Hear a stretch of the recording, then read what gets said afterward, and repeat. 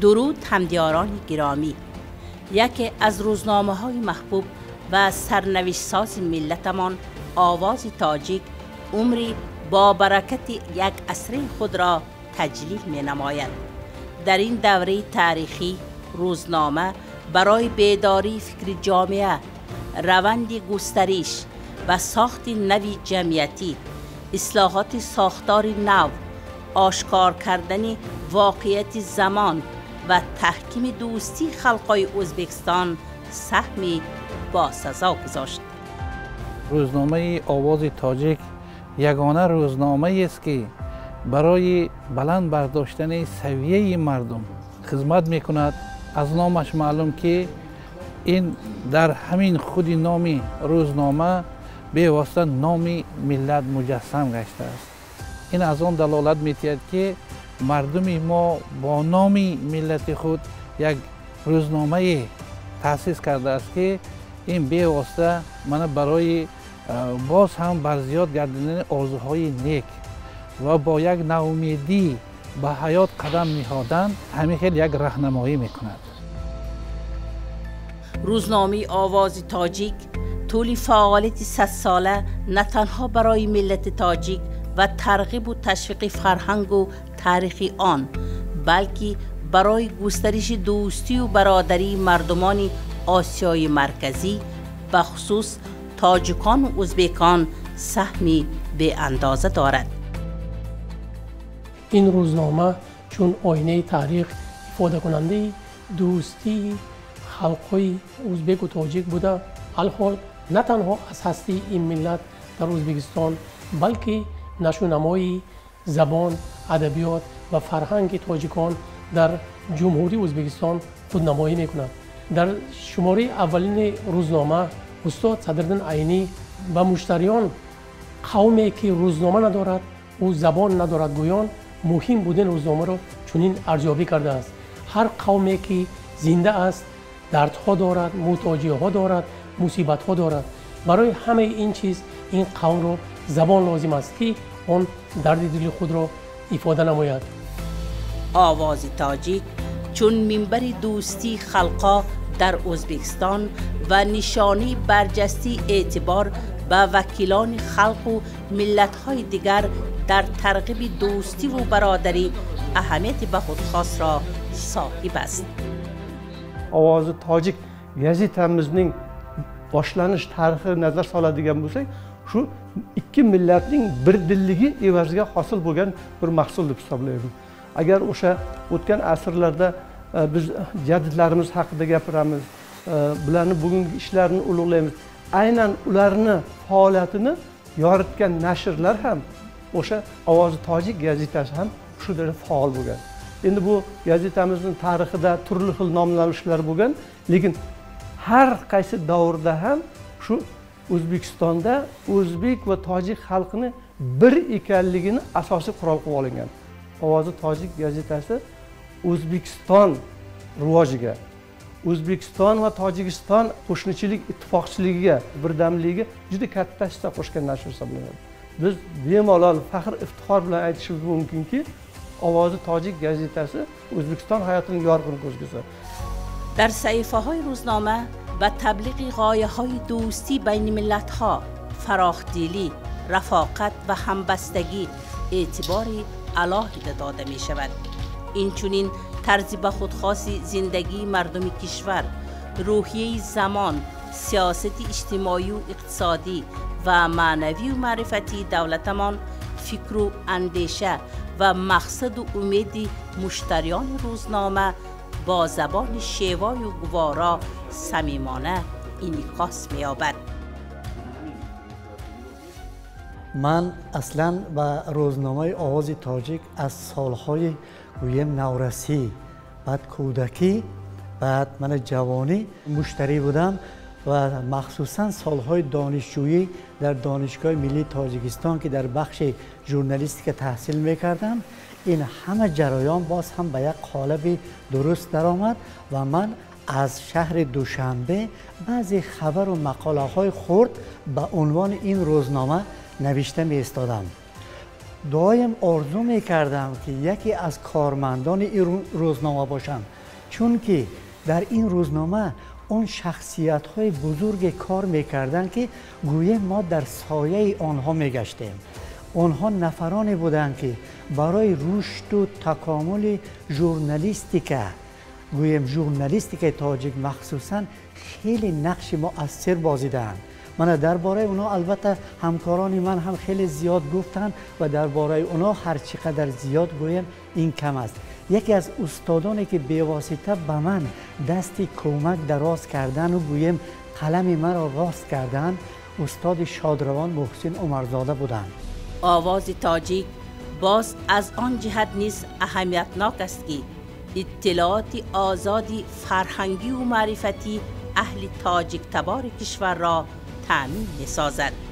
سالهای اخیر ژورنالیستان فدایی این روزنامه که وظیفه پول دوستی ازلی و ابدی خلق‌های ازبکستان و تاجیکستان را اجرا می‌نماید، به سبب با مکافات‌های دولتی سرفراز نگردیده‌اند.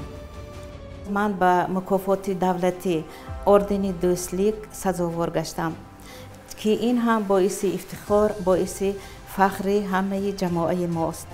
روزنامه آواز تاجیک در ابتدای قرن 20 و بعداً تا امروز برای مردم ما همچون منبر بلند بیان فکر و اندیشه، وسیله بیداری ملی و خودشناسی، ثابت کننده موجودیت ملت تاجیک، یکی از تشکل دهندگان زبان ادبی، ترغیبگر اثر ادیبان، دوستی خلقا و رابطه های ادبی خدمت بزرگی را انجام می دهد. من پاسداری همت با این نشان شناسید، من پاسداری همت با این نشان شناسید، همت متای قیمت با این نشان شناسید، همت متای قیمت با این نشان شناسید.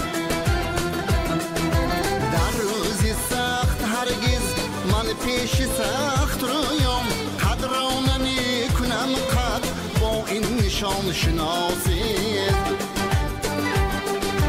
قدر نمی کنم قد با این نشان شناسید.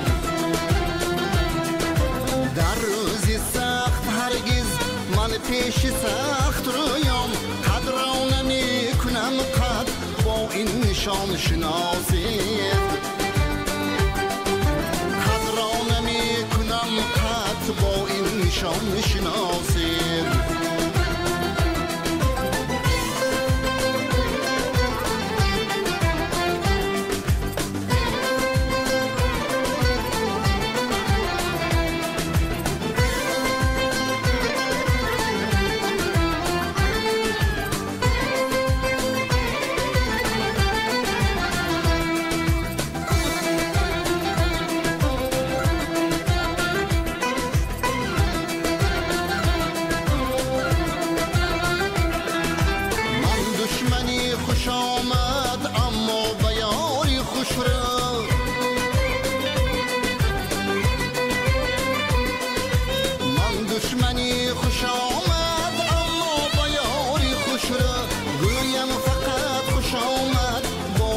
نشان شناسید گویم فقط خوش آمد با این نشان شناسید. من پاسداری همت با این نشان شناسید، همت متای قیمت با این نشان شناسید.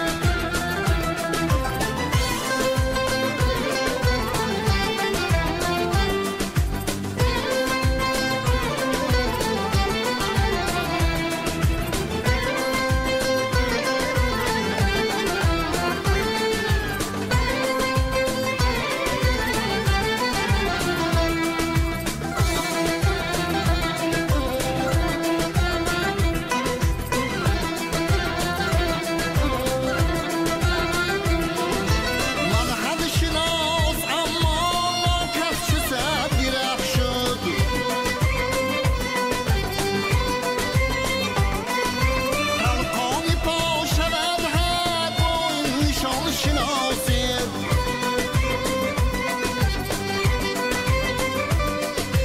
من بی اقصازی زلت برباد هیلت یک جان فدای ملت با این نشان شناسید یک جان فدای ملت با این نشان شناسید من بی اقصازی زلت برباد هیلت یک جان فدای ملت با این نشان شناسید یک جان فدای ملت با این نشان شناسید یک جان فدای ملت با این نشان شناسید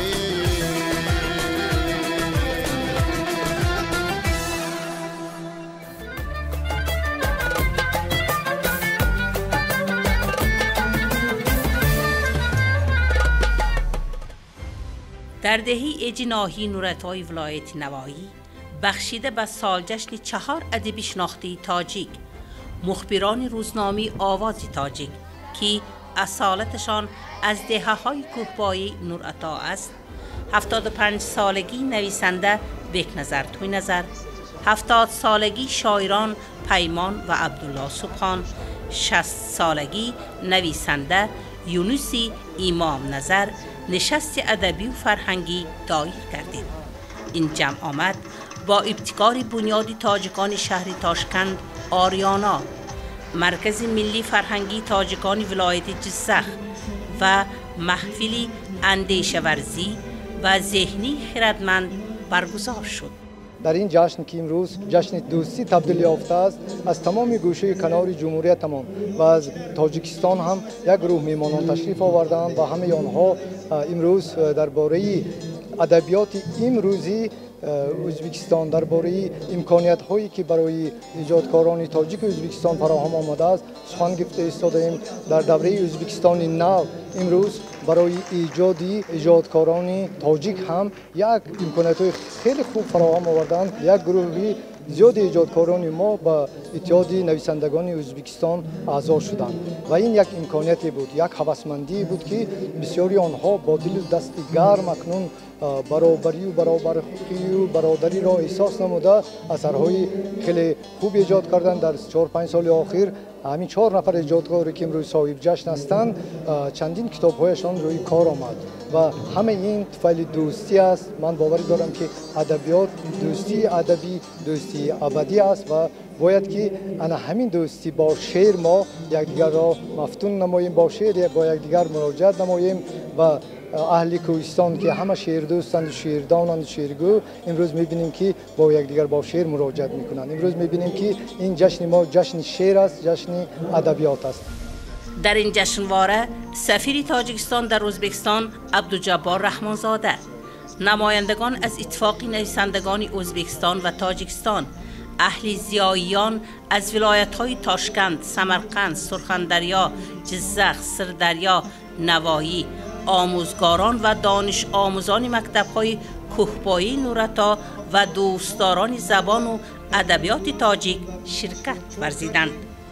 سالهای آخر با ارادت پرزیدنت کشورمان، پرزیدنت جمهوری تاجیکستان پیشوای ملت محترم امام علی رحمان و پرزیدنت جمهوری ازبکستان محترم شوکت میرزیویف مناسبت‌های ما در همه ساحه‌ها خوب است که این مناسبت‌ها رو مردم بسیار با خوشنودی قبول کردن و رفت آمدها زیاد شد، داد و گرفت‌ها زیاد شد و امروز ما که در این محفلی بسیار زیبا اشتراک کردیم، این هم به اندیشه من برکتی همان مناسبت‌های خوبی ما است و 4 نفر ادیب تاجیک زبان که در روزنامه آواز تاجیک و در دیگر جاها کار میکنند صحبت‌ها کردیم و من بسیار خرسند هستم که در جمهوری ازبکستان امروز روزنامه‌های زیاد به زبان تاجیک چاپ میشد و ادیبان تاجیک زبان ازبکستان کتاب‌های خودشان را نشر میکنند و باید یک چیز گویم که محتوا و چی آنها بسیار خوب است. یعنی این از آن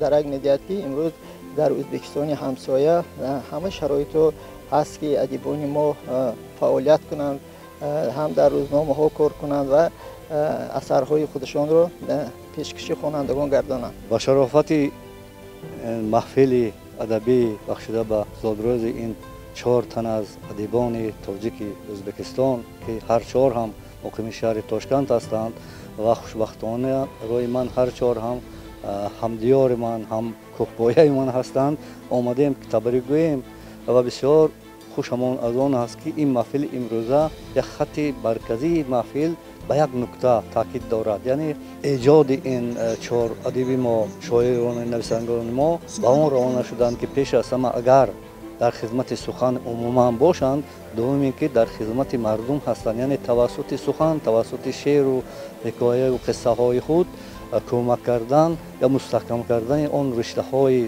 همکاری و دوستی همسایگی این دو جمهوری، این دو خلق تاجیکستان و ازبکستان هستند که خوشبختانه 8 سال آخر و مسند قدیمه‌اش پیشینه‌اش برگشت و ما امید میکنیم که چنین محفل‌های ادبی، چنین تدبیرها به گفت شما، چنین زادروزهای ادیبان تاجیک در ازبکستان، ادیبان ازبک زبان در تاجیکستان زود برگزار شوند و ما شرکت کننده آن محفل‌ها باشیم و دعاگوی آن باشیم که توسط آن چیزی که اینو توسط سخن بدیعی میگویند، ما روزنامه‌نگاران هم توسط قلم خود، نوشته خود به همین مستحکم شوی رشته دوستی دو خلق و دو مملکت حصه‌گذار شده توانیم. خوانندگان مکتب‌های تاجیکی منطقه برگزیده شعرهای شاعران را قرائت کردند و محصلین مکتب ازبکی و قزاقی نیز اشعار ترجمه شده آنها را خواندند. این قسم نشان داد که ادبیات تاجیک در بین خلق‌های دیگر منطقه نیز معروف و دوست داشته است. Biz shunday jannat makon O'zbekistonning muqaddas Nurota o'lkasida qozoq, tojik, o'zbek xalqlari birdamlikda, iliq munosabatda, do'stlik munosabatda qaymog'imiz buzilmasdan, qozonimiz birga qaynab, do'stlik aloqada, o'zaro xudo anda bo'lib yashab kelmoqdamiz. Biz shunday adabiy, madaniy tadbirlarimizni birgalikda, do'stlik, hamrohlikda bir-birimizni qo'llab-quvvatlab, bir-birimizning shoir, yozuvchilarimizning hayotlarini birga o'rganib, birgalikda tadbirlarimizni olib boramiz. Bugun shogirdlarim fan tugaraklarimizda Abdulla Subhon, Paymon, Abdurahmon Jomiy asarlarini, she'rlarini o'rgangan.